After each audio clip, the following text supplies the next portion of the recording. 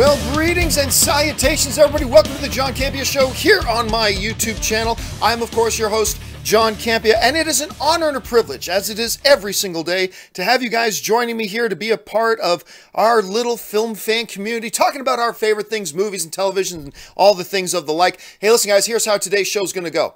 I have picked out 5 topics that you guys have emailed into me. How do you get a topic or a question on the John Campea Show? It's really quite simple. You just email me anytime at john@thejohncampeashow.com. That's john@thejohncampeashow.com. Make sure you put that word topic in the subject line. And as always, guys, keep those emails to 90 words or less, or else I wouldn't be able to fit it on the screen anyway.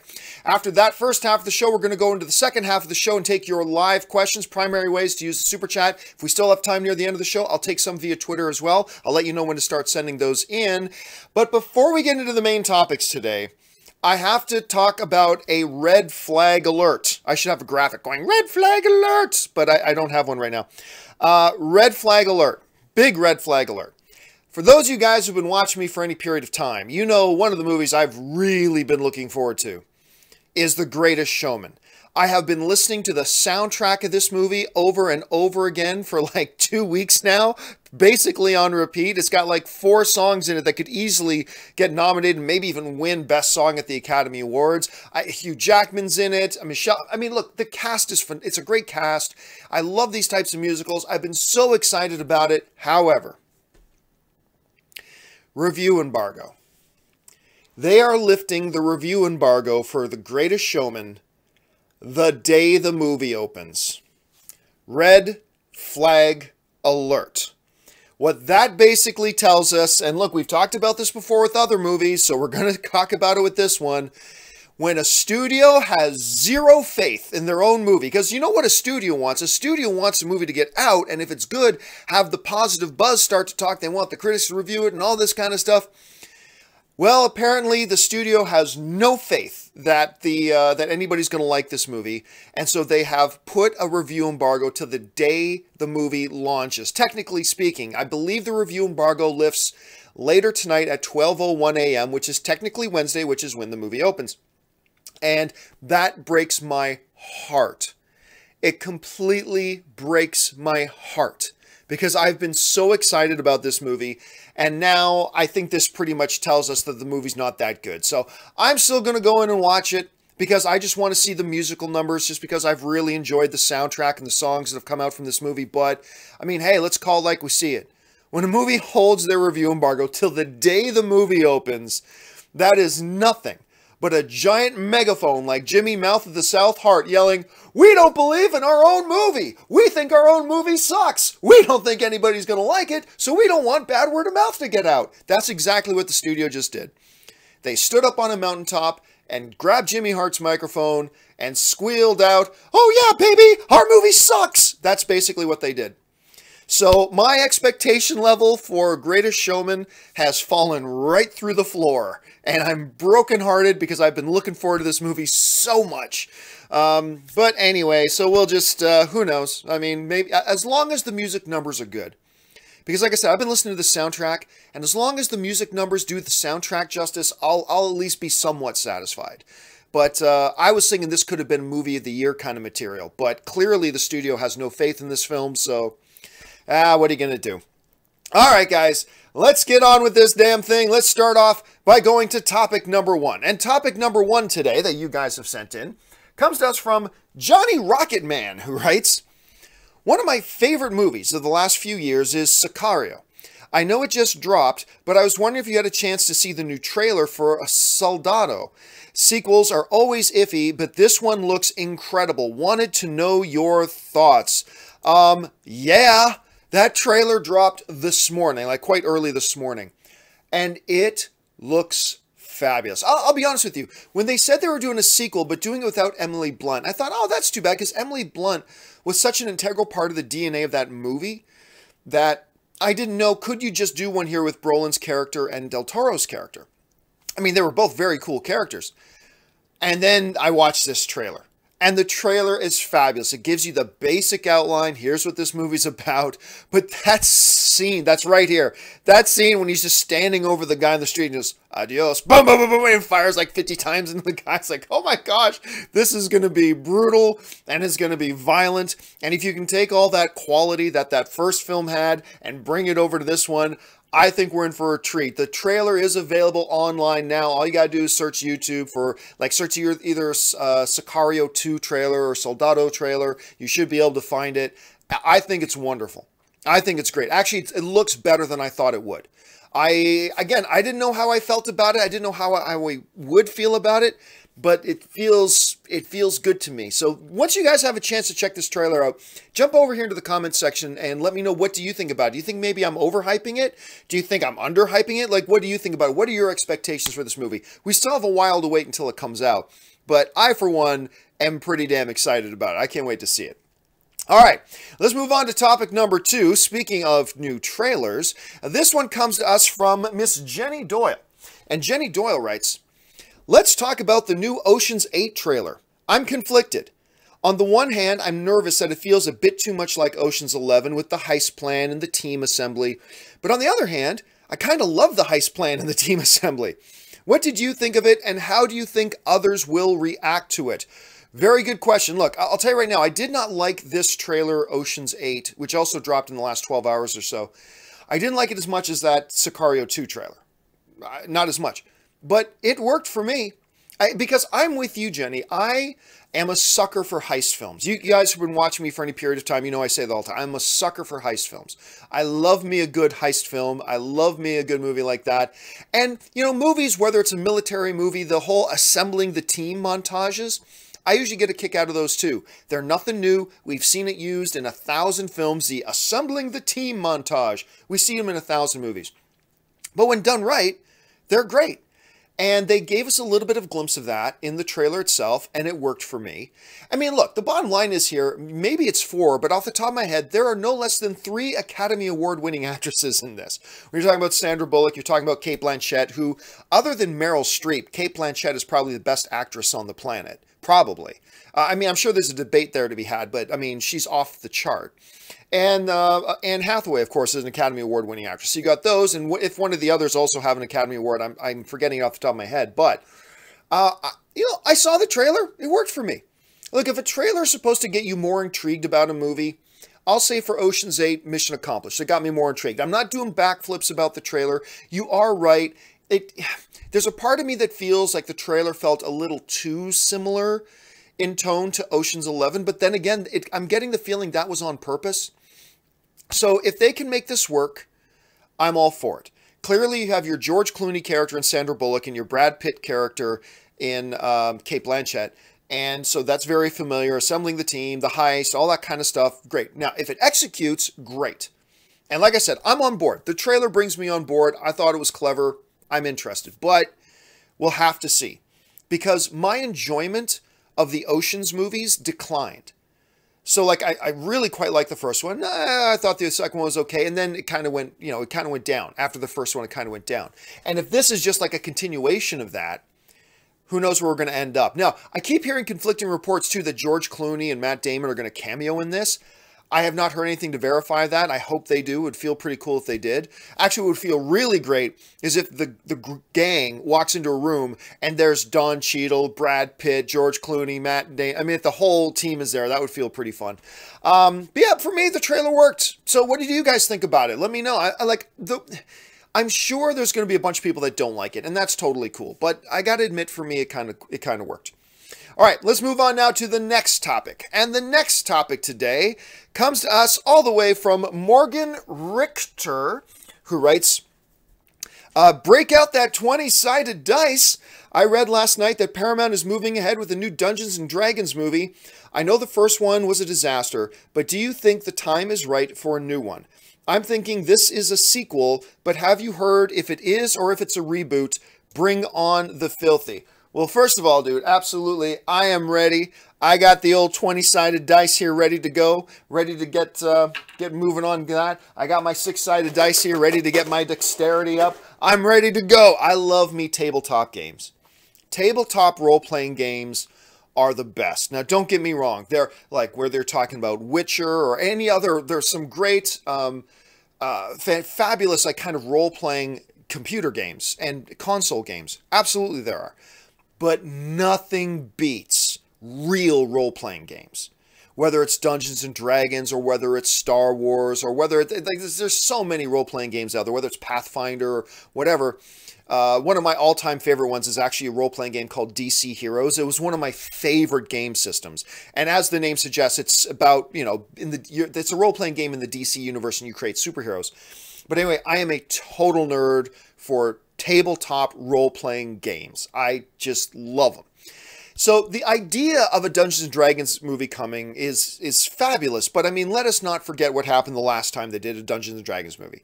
It was an unmitigated, as you pointed out, disaster. It was totally a disaster. It was awful in every sense of the word. It was just terrible.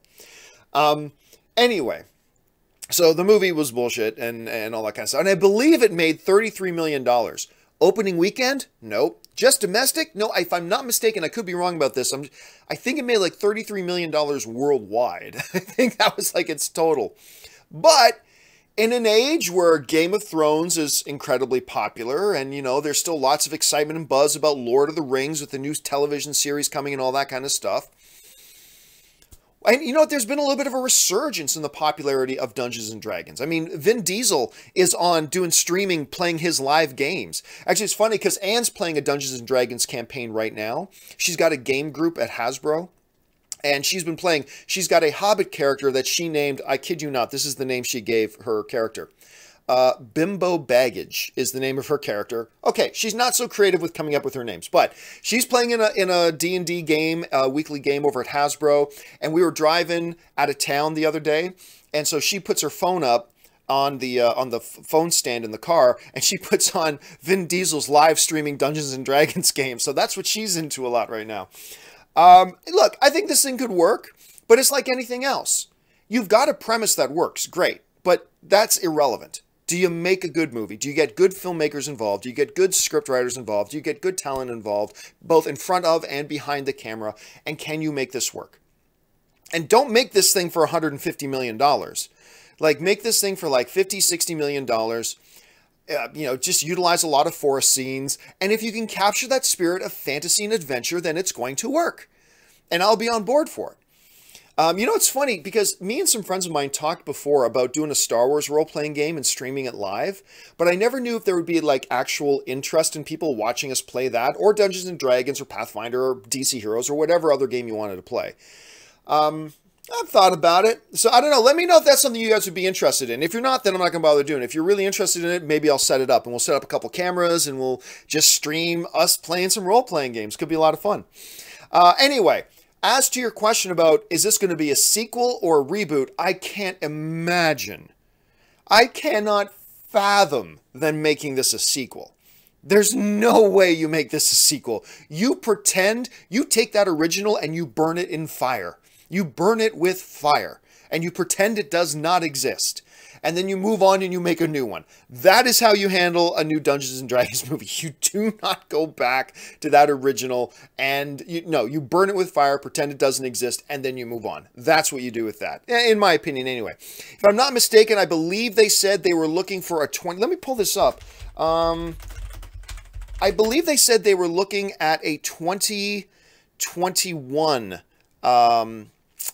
release date for that. Again, let me just bring this up for a second here, just to make sure I've got it right.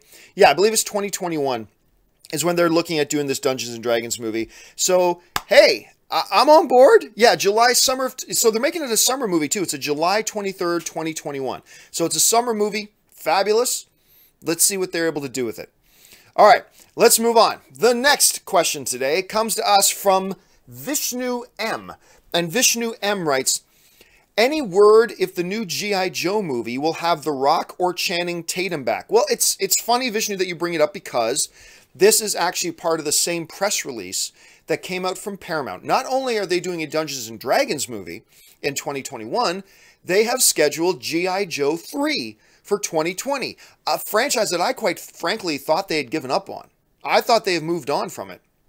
But apparently they have not. They are moving forward with it. And they're going to do a new G.I. Joe 3. And here's the really interesting thing to me. It's not just called a new G.I. Joe project in 2020. They're calling it G.I. Joe 3. This is a sequel. So that makes Vishnu the question that you bring up. Okay, so are Channing Tatum and The Rock coming back? Spoiler alert from 6 years ago. Channing Tatum died. Well, I think apparently he died. Maybe they find a way for him to come back, whatever. Can they get The Rock in it?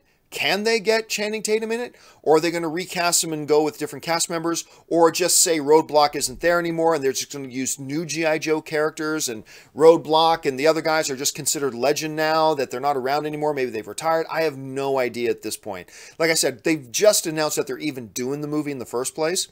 So let's wait and see how this all kind of works itself out. Off the top of my head, if Paramount's going to try doing a G.I. Joe 3, I would assume they're probably going to have The Rock. Because I don't know if they feel confident in doing it without that big name star. And obviously stars no longer draw like they used to. But if any major Hollywood star today is bankable, if any of them are, it's The Rock, right? The Rock is probably the most bankable star, which is going to be interesting to see how Jumanji does this weekend. But so we'll see. If I had to bet $5, I would bet that we will see The Rock, but not Channing Tatum. But I totally believe there is a chance that we'll see both of them back. But I also believe there's a chance we'll see neither of them. But I believe the smart money right now is on The Rock, but not Channing Tatum. And maybe I'm dead wrong and it'll be something else entirely. All right. Thanks a lot for the question, man. Let's move on now to the next topic. And the next topic today comes to us from Heston Roberts. And Heston Roberts writes, I'm going to keep it simple. What the fuck would a Gambit film need a budget of $150 million for? Especially when it's being filmed in popular tax write-off location like New Orleans. All right, thanks a lot for the question, man. And yeah, so a report has come out. Now, the validity of this report, let's say this right up front. The validity of this report, I cannot confirm. What is being said, at any rate, is that like the film ministry in New Orleans has put out that Gambit starts shooting there, I believe, in a few months, like sometime in 2018. And the budget for the film, this is what's raising everybody's eyebrows, is $150 to $155 million budget. All right. There's a couple of interesting things here as a movie fan to look at. Number one, I find it interesting that Fox is moving ahead with this Gambit movie. Now, you say, but wait a minute, Disney bought all those Fox assets. Yes, but the deal's done, but there's a timeline for when it all actually executes and when it actually manifests and when it actually takes place. So, yes, they did, but it's going to take some time to work out P's and Q's. Until then, Fox moves ahead, business as usual, I suppose. Because I remember the other day I was thinking, I don't think that Disney was going to move forward with a Gambit film, but apparently Fox is going to move forward with it before that whole deal is done. So, okay, if that's the case, grand. Again, I cannot confirm the validity of this report. We're only talking about the report at face value, okay? So it's very well possible that maybe this isn't true. But let's go with it being a valid report for a second. If that's the case, $150 to $155 million, are you effing kidding me? Seriously, you just did Deadpool for $57 million, and it went on to be one of the biggest films of the year. You did Logan for a very reasonable sub-$100 million budget, and it was a huge hit, $600 million plus worldwide. For, what was it, like an $80 million budget? I can't remember exactly, but it's in that neighborhood, at any rate. A Gambit film? Gambit? Now, I know there's a lot of people who want to see Gambit. That's great, but $150 million? It strikes me that a Gambit film is another film you could easily do for 50 to 60 million bucks. Easy. You could do this. Why on earth are you doing this for $150 million? Now, then you got to keep in mind who's directing this thing. Gore Verbinski. Gore Verbinski is in the habit of making his films real damn expensive. He did a couple of those Pirates of the Caribbean films. He did the infamous Lone Ranger film. That was one of the most expensive films the studio had ever made. And we saw how that turned out. So apparently Gore Verbinski likes making his movies expensive. But I have, seriously, for the life of me, I have no clue how Fox or any company could greenlight a property like Gambit at $150 million. You're talking about a movie that would probably now need to make in the neighborhood of $425 to $460, $470 million just to break even. And there is no guarantee that that's going to happen at all.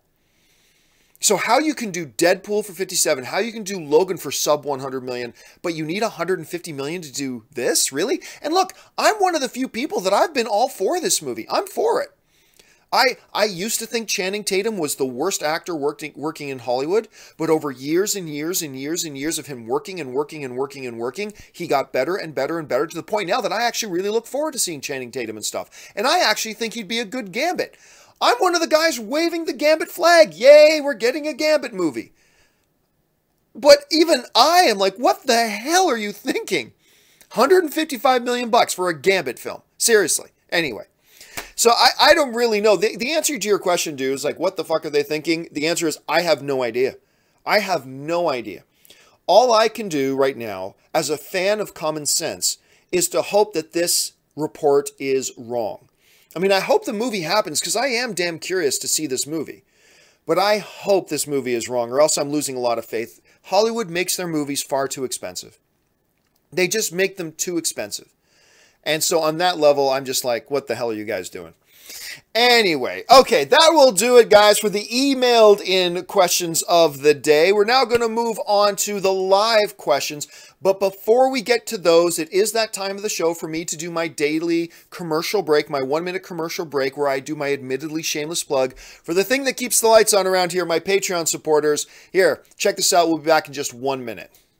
For those of you who have followed me for any period of time, you guys know that I made the decision recently to leave the corporate overlords. I no longer wanted to work for corporations. I wanted to be an independent content creator. And the only way I've been able to do that is by the support of my Patreon supporters. So what I would like to do is to ask you guys who watch my shows, who spend any amount of time with me every single month, to consider going over to www.patreon.com/John Campea. There you'll get all the information about what exactly does it mean to be a Patreon supporter of mine? What does being a Patreon supporter do for helping to make sure that shows like this one and all the other shows I do here on my channel can actually be produced? And on top of that, what benefits are there to being a Patreon supporter? And maybe if you guys can check that out, if you decide you want to be one of my Patreon supporters, that would be awesome. And if you don't, that's perfectly fine too. I'm just happy that you guys have decided to be here today and be a fellow movie fan and join us in the conversation. So go and check out the website, see if you want to become a Patreon supporter. And now, let's get back. All right, guys, and a special thank you, as always, to those of you who are already Patreon supporters. You guys are truly the ones responsible for making this show happen. I appreciate you very, very much. All right, guys, let's get over to the live questions today, and we're going to get started here with the first live question from Antonio De Grandis, who writes, "Hey, John, still no Greatest Showman reviews. Will you be doing a review after it releases? I want to hear what you think before I see the movie." Yeah, Ann and I are actually going to go see it tomorrow night. The movie opens tomorrow. Ann's been very excited about it. She loves the soundtrack more than I do, as a matter of fact. So we're both very excited about getting out to go see that. So yeehaw. But I mean, like I said at the beginning of the show, man, my expectations for this movie have gone down through the basement. I mean, like, holding a review embargo till the day of release, that's pathetic. That's sad. It's sad and pathetic. Show some damn faith in your movie. But anyway, it is what it is, I guess. All right, next question comes to us from Adam Griffin, who writes, "Rey in The Force Awakens / Last Jedi is like LeBron in high school. Both showed amazing raw talent without pro training. Like LeBron, Leia could grow into one of the greatest." Well, actually, Adam, I think you nailed it. I think you absolutely nailed it, that she did. But you know what I found funny? I almost sent out this tweet today, but I decided not to because it would have been too inflammatory. But here's what I find funny, all right? There are a bunch of people who say, oh, Rey shouldn't have been powerful. She shouldn't have been able to, like, mind trick that one stormtrooper guard into letting her go. She hasn't had any training, blah, and they're all mad about that, right? But nobody has any problem with Luke Skywalker, who had hung out with Obi-Wan in transit on the Millennium Falcon. He traded with Obi-Wan for like 5 minutes doing some lightsaber exercises. And yet, in the battle at the Death Star, Luke was able to tune so into the Force that he hit practically a mathematically impossible shot that even the Rebels' targeting computers couldn't hit. But he was able to tap so deeply into the Force that he could hit. Nobody has any problem with that. Nope, that's fine. Yeah, that makes total sense that Luke could do that. Yeah. And yet, the idea that Rey could do a simple mind trick on a stormtrooper, that's terrible. She's a Mary Sue, blah, blah, blah. It absolutely astounds me that, yep, no problem that Luke can do all that stuff after spending 3 seconds with Obi-Wan, but why can Rey do that? It is crazy. I like your analogy, though. She is like LeBron. All the pure raw talent. She will become one of the greatest probably at some point, but we'll see how she goes. Luke's still the man, though, for now. Luke's the man. Anyway, Manuel Fernandez writes, since Comcast isn't a film studio itself, would it have been better if Comcast bought Fox? Isn't a telecom company buying a studio different from a studio buying a studio, and that 21st Century Fox would remain? Remember, but Fox did not sell their entirety, their identity. They're still existing, right? So it's different. But remember, Comcast, if they had bought all those assets off of Fox, it would have been for Universal. Comcast itself is not a movie studio company, but their main subsidiary, Universal Studios, is. And you know Comcast wasn't looking at buying those assets just to have them laying around in the garage. They were buying them for Universal.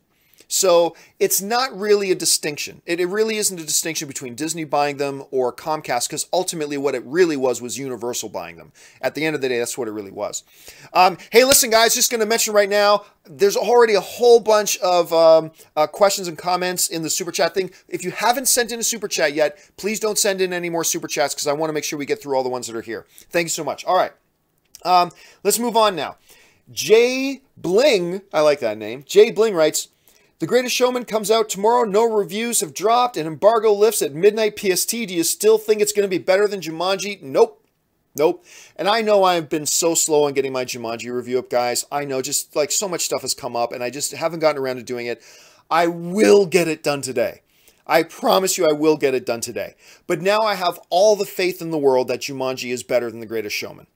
I have all the faith in the world. I thought for a long time, well, obviously, The Greatest Showman's going to be the better film. Yeah, now not so much. Nope. Don't believe that the slightest bit. I believe Jumanji will probably end up being the better movie. Thanks a lot for writing that in, man.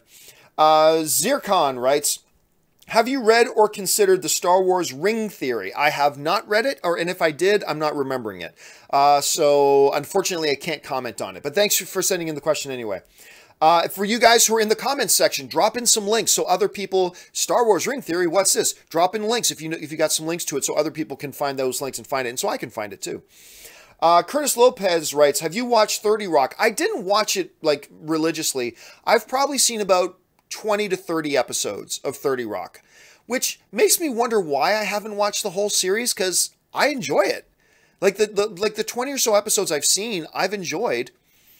So I don't know. I have no explanation as to why I have not read or caught up and watched the rest of them. I'm a big fan of Tina Fey. I'm a big fan of Alec Baldwin. I'm a big fan of the cast they had on that show. I thought it was funny and pretty fresh, but I just never got myself hooked into it, even though I liked the episodes. Curtis Lopez also writes in, who is your favorite Star Trek The Next Generation character? Oh, that's easy. Picard. I mean, Worf was really great. Geordi's really great. I think every once in a while they give you glimpses of just how powerful Deanna Troi really is. I mean, all the characters were great. I mean, Wesley Crusher, who eventually they stopped using on the show for some reason. I love that show, but obviously, come on, it's Picard. He's the coolest cat that's ever lived in the Star Wars or the Star Trek universe. Picard, man. Picard. What is it? Ilas and Jolard at Tanagra? Is that what it is? Anyway, I'm sure I'm pronouncing that right. Anyway, Curtis also wrote in, what are your thoughts on A Christmas Story? Same as everybody else's thoughts, man. Christmas Story is awesome. It's something you watch at least once a year, if not a couple of times a year. It's fantastic. Antonio De Grandis writes, you have been my main source of movie news since the AMC days. Oh, thank you so much, Antonio. I appreciate that. Thanks for being awesome and never stop making your shows. Well, thank you so much, man. And with you guys supporting me, I'm never going to stop. So I appreciate that, man. Thank you so much. Manuel Fernandez writes, Can the fact that less filming being made under Fox deal be a good thing for competition? If less films are being made from this merger, wouldn't it allow other studios to put out more films of their own? No. No, one has nothing to do with the other. The other studios are going to put out as many movies as they want, regardless if Disney is putting out 5 movies or if Disney's putting out 50 movies. That's not going to stop Warner Brothers from putting out their slate of 15 films this year, or their slate of 45 films this year, or their slate of 60 films. Warner Brothers puts out a lot of films, but it's not going to stop them whatsoever. They are going to make the number of films and which films they want to make, regardless of what Universal's doing, regardless of what Sony's doing, regardless of what Paramount's doing, and certainly regardless of what Disney's doing. So I don't see that having an effect on it. It's good that you're kind of trying to take a holistic look at that, Manuel. It's good that you're looking at it holistically like that, but I think when you do step back and look at it holistically, I think you see that that really isn't going to impact or affect what other studios decide to do with their properties and their projects that they have. They're going to make the projects they want to make and not make the ones they don't want to make. Just that simple. Thanks a lot for the question, man. Alexander Wilson writes, the Gambit budget of $155 million is the same amount that was budgeted with Wyatt attached back in 2015. Is the Gambit fake news or not? Well, again, we can't confirm. I cannot confirm that it's real. I can't.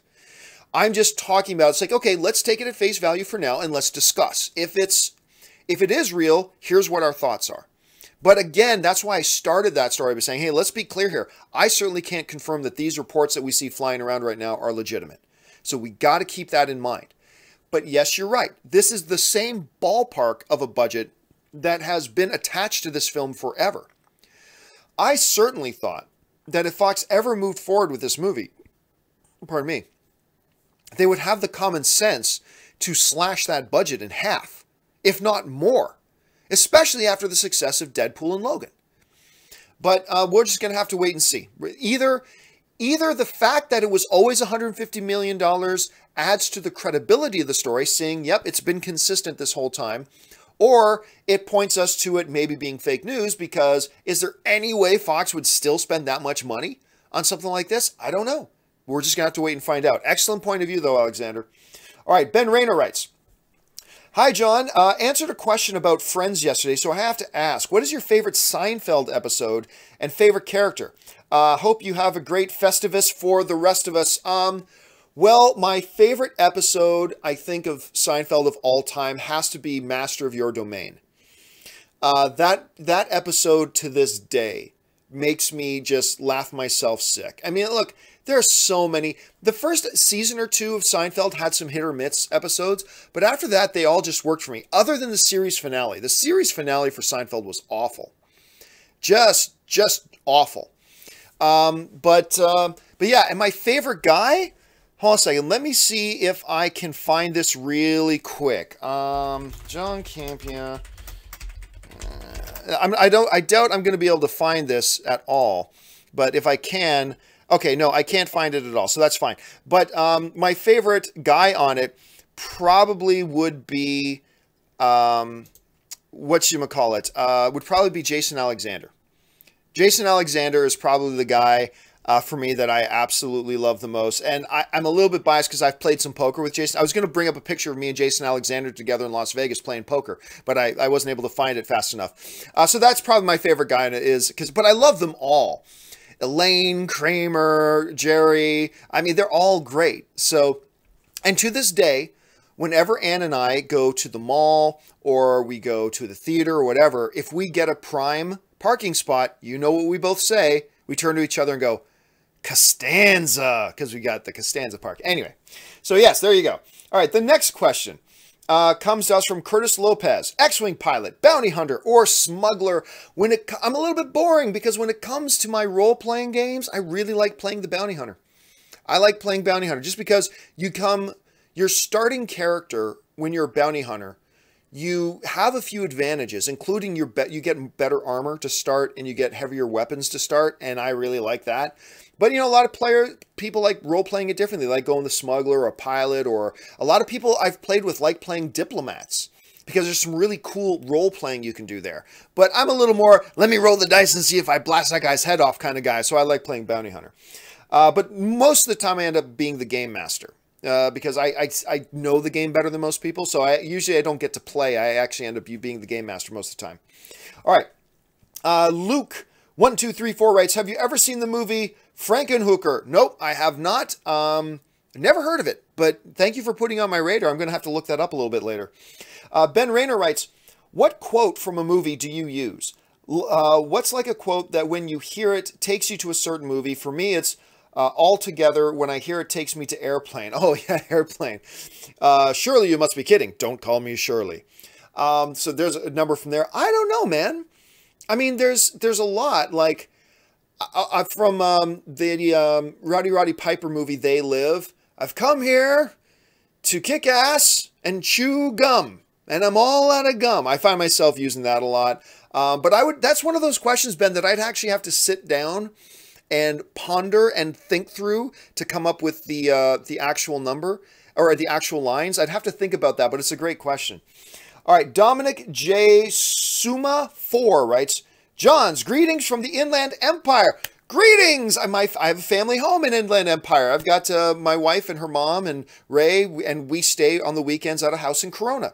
And I go to Riverside, the AMC Theater in Riverside at Tyler. Yeah, at the Tyler Mall, and see it there. All hail the Inland Empire. All right, let's see this. Shake Crow writes, I'm just going to reset this quick. He writes, I read an article that came out today that said Hugh Jackman turned down James Bond to do The Greatest Showman instead. Your thoughts? I believe I heard about that. Like, it wasn't in my morning notes when I looked at them at like 6 o'clock in the morning, so maybe it broke after that, but I've heard about that. It might have been Variety that Hugh Jackman turned down to do Greatest Showman. I think it would be more than that. Because think about this. Hugh Jackman has just retired as Wolverine. I don't know that Hugh Jackman is looking to sign up for another long-term franchise. And he's certainly not looking to keep himself in peak physical condition anymore. Like he's talked about that a lot. He's done with the 2-a-day and 3-a-day workouts and eating 6 pounds of chicken breast every day. Like he's done with that. So I don't know if, it doesn't surprise me. If it's true, it doesn't surprise me because Hugh Jackman doesn't seem to have any interest right now in doing more franchises. It looks like he wants to do other things like The Greatest Showman. But I believe it's probably more along the lines of he didn't turn down James Bond exclusively for Greatest Showman. I think he turned down James Bond so he could continue to do films like Greatest Showman a lot easier. That's just my thought off the top of my head, but I have to read the report. All right, thanks a lot for bringing that up. Next one comes to us from Jazathan Sazith Asin, who writes, hey, it's my birthday today. Oh, happy birthday, Jazathan. Happy birthday to you, man.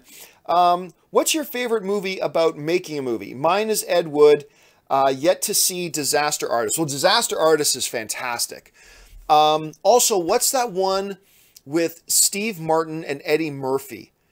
Why am I drawing? You guys know the one I'm talking about. Why am I drawing a blank? I love this movie. Why am I drawing a blank on? I think the name of the movie, it might be the name of one of the characters. You guys in the chat board, do you know who it is that we're talking about? Oh, damn it. I cannot remember. Anyway, that's got to be one of my favorites. Best movie about making a movie. I'm going to go with that one for now, but I retain the right to think about it more and come up a Bowfinger. That's what it is. Thank you, everybody in the chat board. Bowfinger. If you have not seen Bowfinger, watch Bowfinger. It's fabulous. And I'm not going to spoil it, but for those of you who have seen Bowfinger, you're going to know exactly the scene I'm talking about.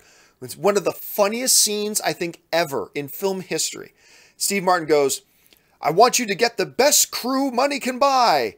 And then it cuts to the next shot. You guys who've seen the movie know what I'm talking about. One of the damn funniest moments in any movie I've ever seen. I laugh myself silly every time I see that. All right, thanks a lot for the question, man, and happy birthday once again. Toonie2 writes, hey, John, big fan. Thank you so much, Toonie. Really appreciate that.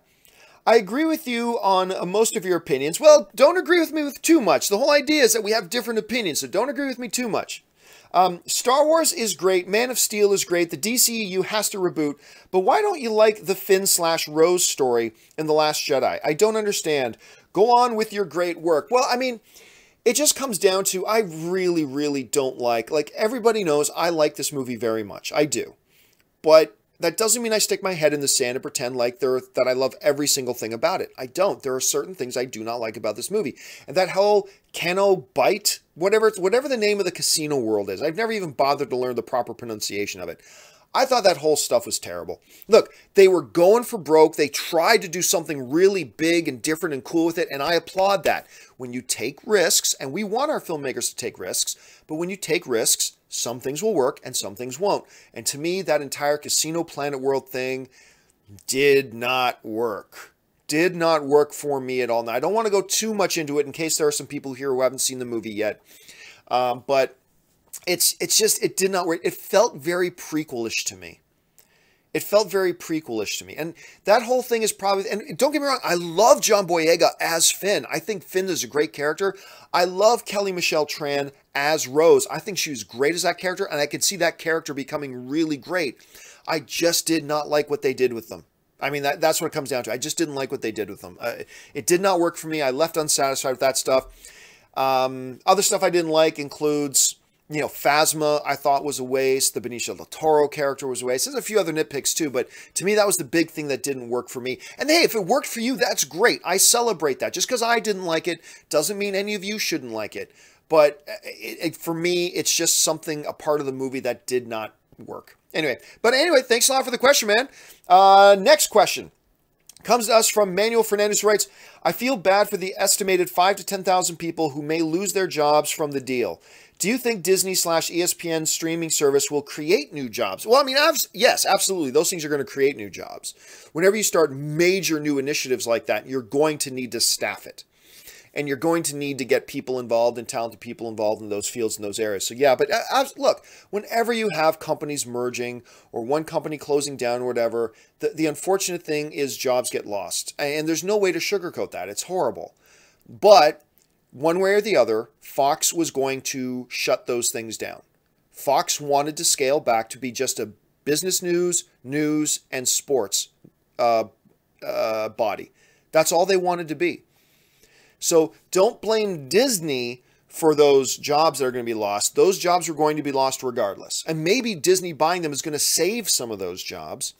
And then again, with this new streaming service, because I know Netflix is hiring all the time. So with Disney launching a new streaming service, they're going to be hiring a lot of people. ESPN is going to be hiring a lot of people. May not be the same people that are losing their jobs, but hopefully it comes close to balancing out. I don't know that it will. We can only hope.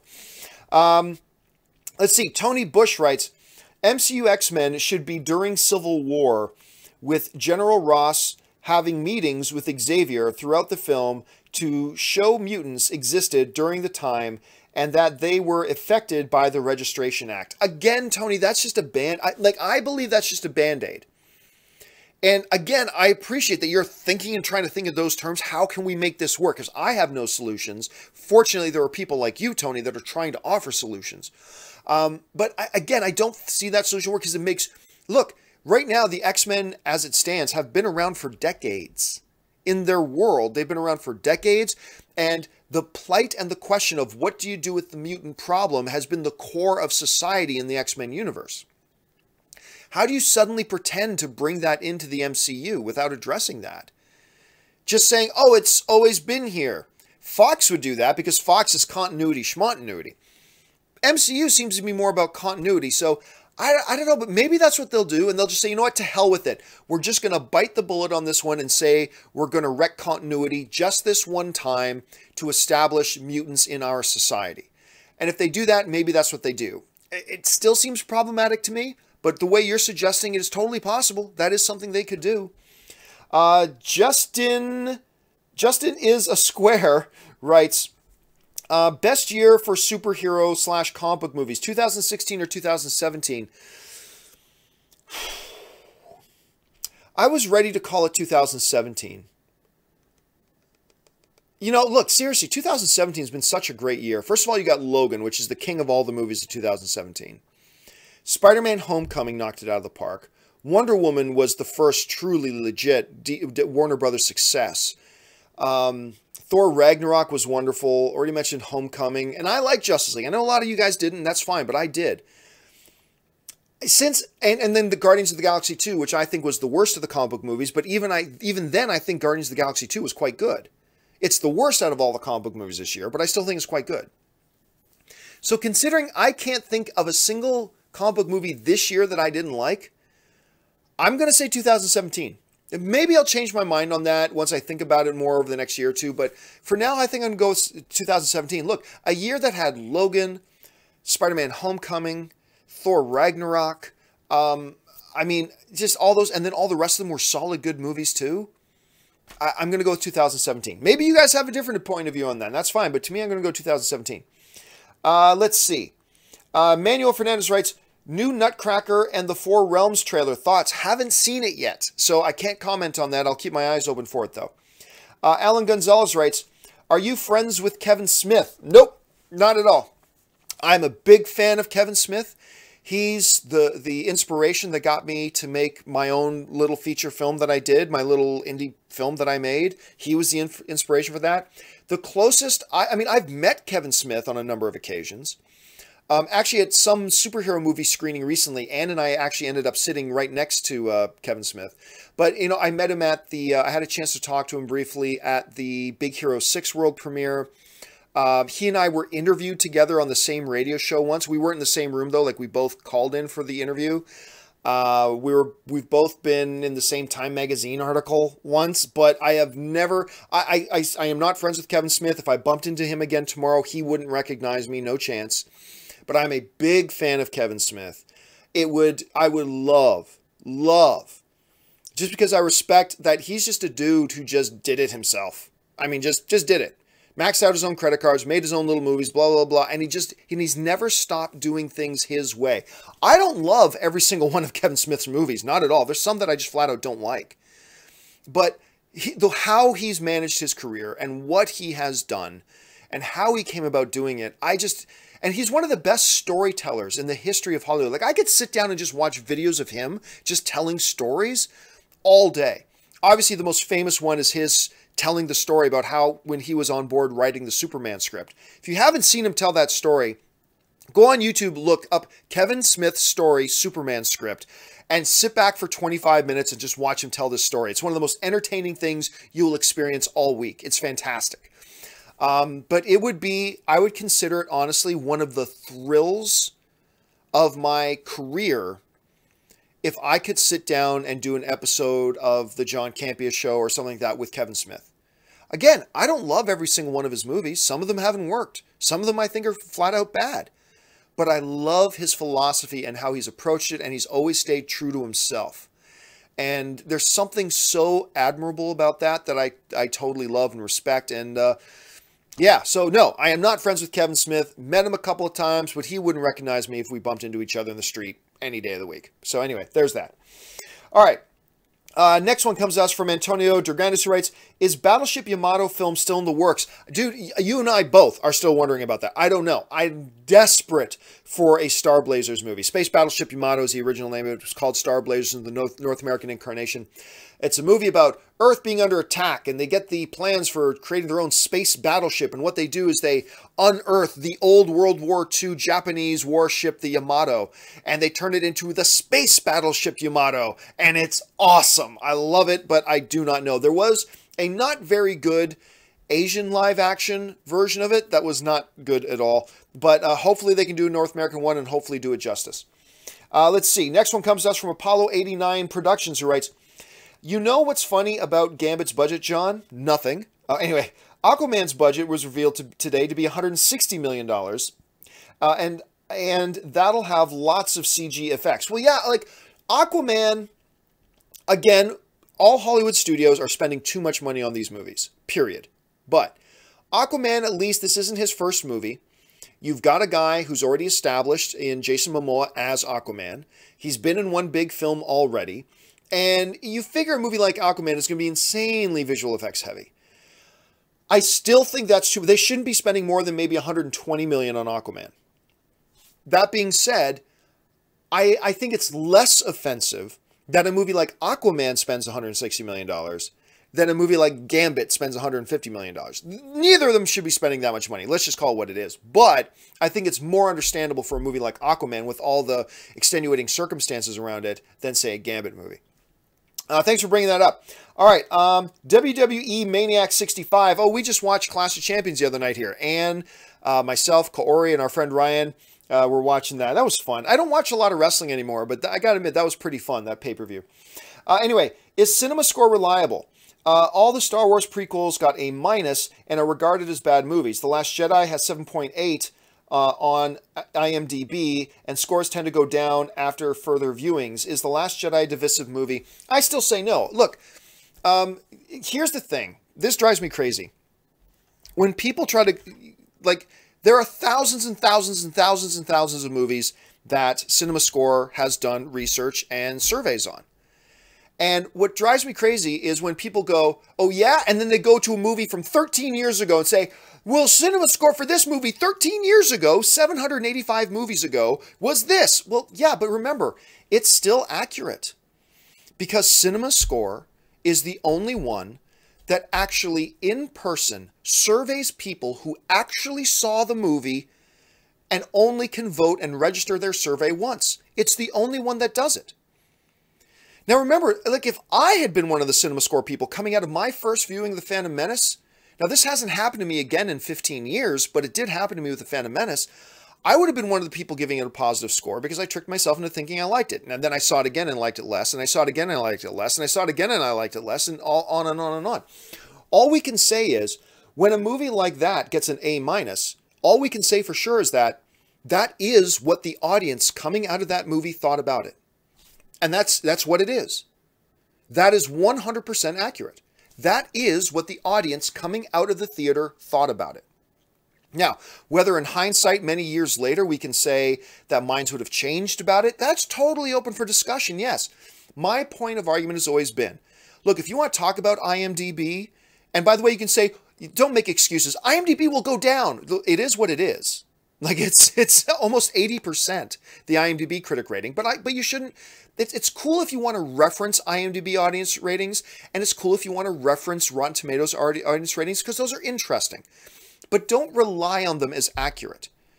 If they were, and they both are voted on the same way, why is IMDb's score almost 80%, and why is Cinema Score an A, and why is the Rotten Tomatoes one the only one that's that low? I'm just saying, throw away the IMDb one, throw away the Rotten Tomatoes one, because the Rotten Tomatoes one and the IMDb one, like we've seen this 4chan, on Facebook, whatever, we're seeing all these people claiming responsibility that people have made hundreds of fake accounts just so they could register bad reviews. These are people online claiming they've done this. We've got that one story we talked about yesterday that I don't necessarily believe, but we've even got people claiming that they created bots to go to Rotten Tomatoes to deliberately downvote The Last Jedi on Rotten Tomatoes, which would explain why it's low on Rotten Tomatoes and not low on IMDb. And again, I don't think that even happened. I think that's just a guy trying to get attention. But the very fact that his claim is something we have to consider might be real just points to the problem. That, look, whenever you got a voting system that people who have never seen the film can go and vote on hundreds of times if they want, or create bots to go to and do whatever, when you got that system, you can't take it as definitive. You just can't. You can't. It is a corrupted system.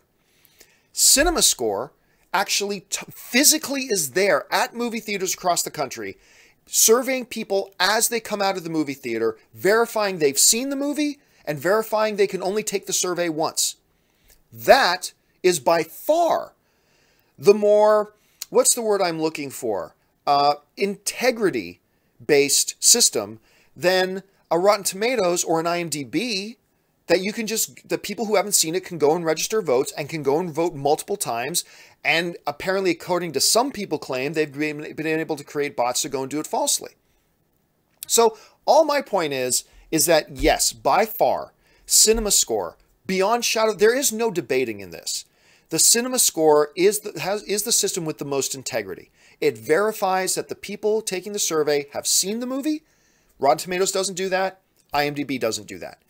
And it certifies that they can only take that survey once. Rotten Tomatoes doesn't do that. IMDb doesn't do that. And it certifies that it's real people who have just seen the movie. You can't argue that those other systems have more integrity than this one. There is no argument. This isn't a subjective thing like movies are subjective. This is not subjective. This is black and white. One verifies people have seen the movie. The other one does not. One verifies each person taking the survey only takes it once, the other does not. It's black and white. I don't know why anybody tries to pretend there's an argument here. I don't understand how anybody tries to pretend like that's not a major elephant in the room, that you can't argue your way around that. One is certified and has integrity to the procedure, one does not.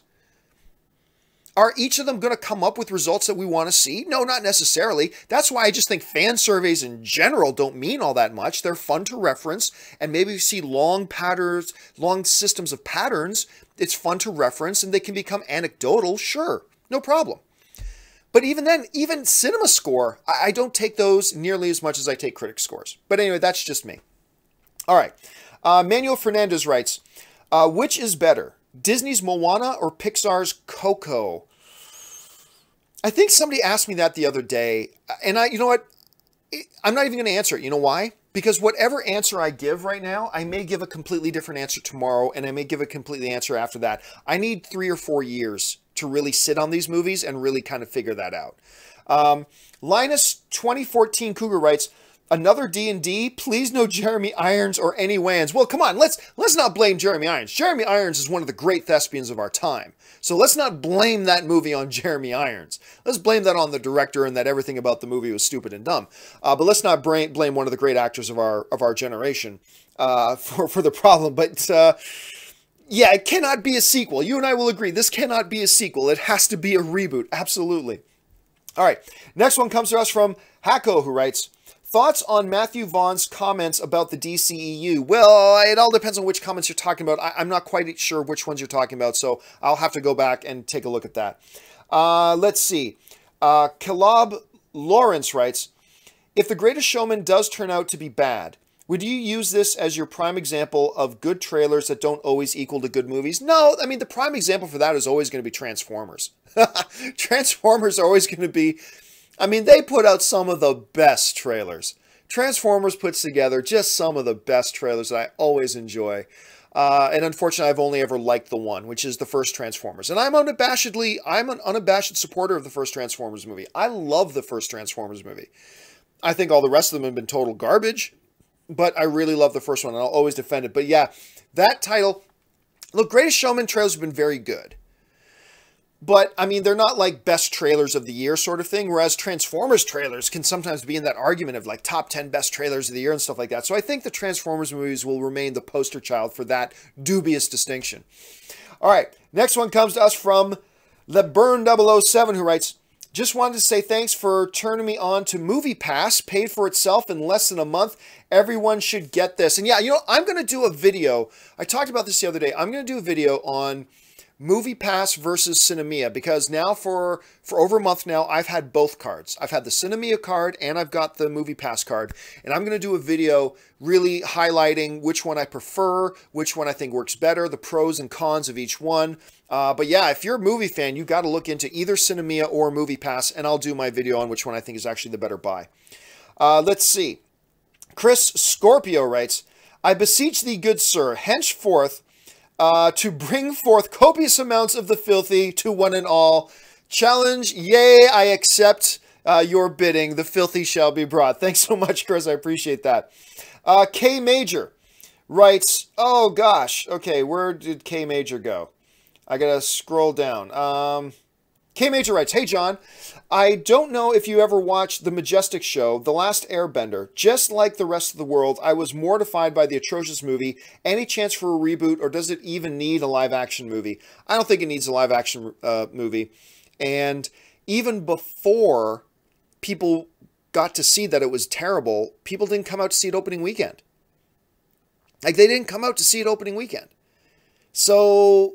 I mean, there's that. Like, I honestly don't think Disney has any, or anybody has any inclination right now, let's say, to do another Last Airbender movie. And who knows? Hey, we've been surprised before, right? Absolutely, we've been surprised before, but I don't think they're going to take another shot at it, at least not in the next 5 to 10 years.